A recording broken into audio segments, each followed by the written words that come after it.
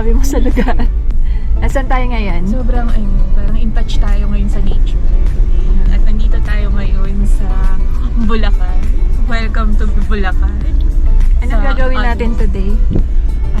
Pumunta kami ngayon sa Bulacan para samahan ng He Cares Mission sa kanilang charity work. Magpapakain kami ng mga kids at saka magti-tree planting. So, excited na kami. We are here at the Promised Land, He Cares Promised Land. Nakikita nyo lahat ng yan. Ayan ang project ni Brother Jodin, simula dati pa. And marami siyang mga plano, may church, may housing, may community center, may fish pond, may manukan, may baboyan, kung ano-ano. Self-sustaining farm na dito. It's the first time ng Trader Development pumunta rito. And it's not gonna be the last, definitely. Marami tayong may tutulong dito.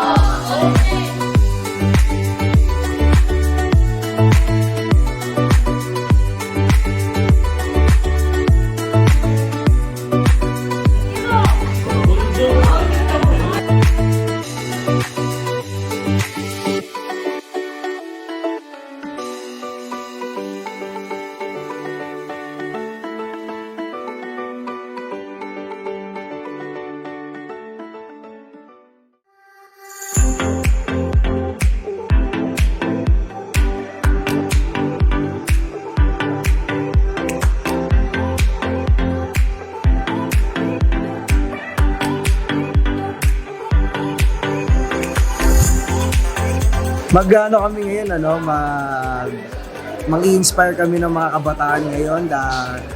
Actually, yung gagawin namin is a commitment for a year.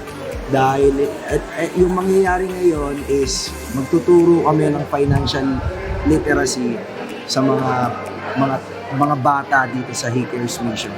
And then, sabi ko nga sa inyo, it's a 1-year commitment dahil hindi lang ito yung unang beses na gagawin namin to, dahil sa susunod na mga buwan siguro ay ibabalik kami dito for another series of modules para sa kanila until makompleto yung series of modules about financial literacy. Sana nandito ka kasama ka namin. Masaya ko.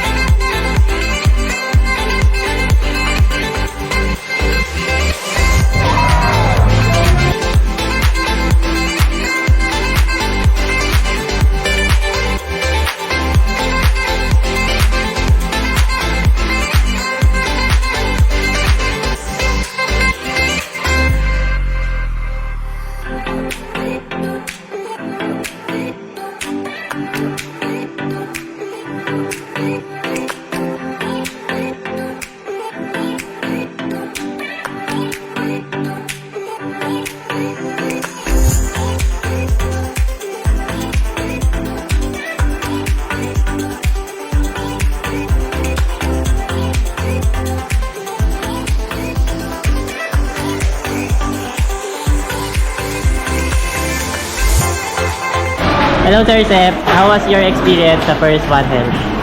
Masaya no kasi we were able to really help yung mga student especially give them yung idea ng vision board. Napakaganda yung tinulungan ni Coach Nicole.